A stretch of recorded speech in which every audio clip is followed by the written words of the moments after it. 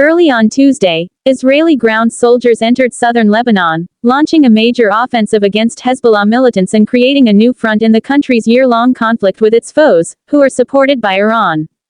The expedition aims to increase pressure on Hezbollah, which started shooting rockets into northern Israel after the start of the Gaza war, and comes after weeks of severe blows from Israel against the organization, including an airstrike that killed Hassan Nasrallah, the organization's long-standing leader.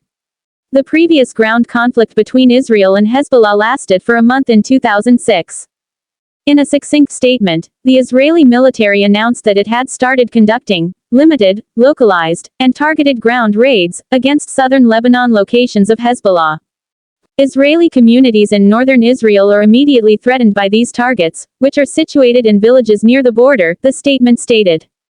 The duration of the operation remained undisclosed. However, the army stated that soldiers had been undergoing training and preparations in recent months.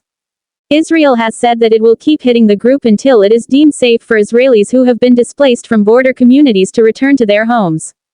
Prior to the Israeli declaration, U.S. sources said that Israel had conducted minor ground operations within Lebanon and that it had proclaimed 3 tiny border communities to be a closed military zone, to which only army officers may enter.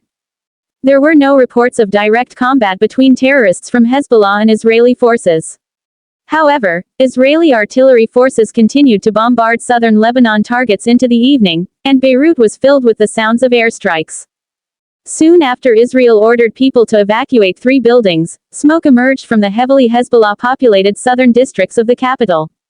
Israel begins a dangerous combat phase. Israel looks determined to deal its archenemy a fatal blow, buoyed by its recent military victories over Hezbollah. However, a ground operation ushers in a brand new, possibly dangerous stage of combat. In addition, it poses a potential to further devastate Lebanon, where hundreds of thousands have been uprooted and hundreds of thousands of people have died as a result of recent Israeli strikes. With an estimated tens of thousands of members and a stockpile of 150 rockets and missiles, Hezbollah is a highly skilled militia. The final battle of 2006 came to a standstill. For the last 20 years, both parties have been getting ready for their upcoming confrontation. Hezbollah has amassed a sizable arsenal, but Israel has made significant financial investments in intelligence collection and training. The destruction of hundreds of Hezbollah pagers and walkie-talkies and recent airstrikes that eliminated the majority of the organization's top leadership point to Israel's deep infiltration of the organization's upper ranks. Hezbollah pledged on Monday to continue fighting despite its recent setbacks. The group's acting head, Naim Qassem, said in a televised broadcast that Hezbollah would be ready for a ground campaign. He claimed that the leaders who were slain in the last few weeks had been replaced. The person most likely to succeed Qassem in the senior position is Hashim Safadine, Nasrallah's cousin and the guy in charge of Hezbollah's political operations. Israel focuses on Lebanon instead of Gaza. According to the military, Israeli raids in recent weeks have struck thousands of militant targets spread throughout a sizable portion of Lebanon. The health ministry reports that in the last 2 weeks, over 1,000 individuals have died in Lebanon, with roughly a quarter being women and children. Early Monday, an airstrike attacked a residential building in central Beirut, killing 3 Palestinian militants, as Israel appeared to convey a message that no portion of Lebanon is out of bounds. Following the cross-border invasion by Hamas on October 7, 2023, which resulted in the deaths of 1,200 Israelis and the kidnapping of 250 more, Israel declared war on the militant group known as Hamas in the Gaza Strip. According to local health experts, nearly 41,000 Palestinians have died in Gaza, with women and children accounting for slightly more than half of the deaths. On October 8, Hezbollah launched missiles into Israel as a show of support for the militant Palestinian group. Since then, Israel and Hezbollah have engaged in nearly daily gunfire, avoiding full-scale conflict on multiple times but still coming dangerously close. Israel has increased its attacks against Hezbollah while reducing its efforts against Hamas in recent weeks and shifting its attention to Lebanon. According to Israeli officials, Hezbollah should follow the U.S. decision that put an end to the 2006 conflict, which called for the group to evacuate around 20 miles 30 kilometers from the Israeli border. Significant losses for Hezbollah. In recent weeks, Hezbollah has experienced significant setbacks. Hundreds of individuals, many of them Hezbollah members, were killed or injured in a string of enigmatic walkie-talkie and pager explosions that were blamed on Israel before to Nasrallah's murder. Furthermore, the majority of the group's senior commanders have been slain by Israeli airstrikes. However, Hezbollah persisted in firing missiles and rockets into Israel, and it is still thought that thousands of militants are stationed close to the Israeli border. For an extended period, Israeli authorities have maintained that Hezbollah conceals fighters and weapons within houses and other non-military buildings in border villages. Fearing an Israeli military assault, tens of thousands of Lebanese residents have left southern Lebanon in recent weeks. Due to Hezbollah's weak air defenses, Israel's Air Force enjoys unrestricted access to Lebanon's sky.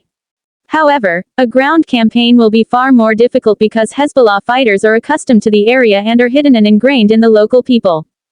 Hezbollah's capabilities remain unknown. Hezbollah might be holding back to conserve resources for a more significant conflict. However, the jihadist organization may potentially be in disarray as a result of Israeli intelligence seemingly breaking into its upper echelons. On Monday, a few European nations started removing their nationals and officials from Lebanon. Germany sent a military plane to rescue diplomats, relatives and others. Bulgaria evacuated its first batch of citizens using a government jet. Israel's history in Lebanon is brutal and lengthy. In 1978, it made a brief invasion to combat Palestinian militants. In an operation that resulted in an 18-year occupation of southern Lebanon, it invaded again in 1982. Since Israel is up against a number of adversaries supported by Iran, its archenemy, the increased action against Hezbollah may also increase the likelihood of a wider regional conflict.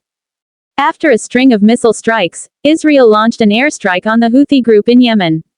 Benjamin Netanyahu, the Prime Minister of Israel, has also issued a threat to Iran, alerting the authorities in Tehran to Israel's ability to launch an attack from anywhere in the Middle East. A ceasefire has been demanded by the U.S. and its allies, particularly France, which has strong links to Lebanon, in an effort to prevent further escalation that would entice Iran and spark a larger conflict. However, Netanyahu hasn't displayed much enthusiasm as his nation scores military victories over a long-standing adversary. While in Beirut on Monday, French Foreign Minister Jean-Noël Barrot encouraged Israel to hold off on launching a ground offensive. Hezbollah bears heavy responsibility in the current situation, given its choice to enter the conflict, and he thus called on the organization to cease firing on Israel. Speaking following his meeting with Barrot, Lebanese Prime Minister Najib Mikati stated that his nation is dedicated to an immediate ceasefire, which will be followed by the deployment of Lebanese troops in the south. This is in accordance with a resolution passed by the UN Security Council that put an end to the 2006 war.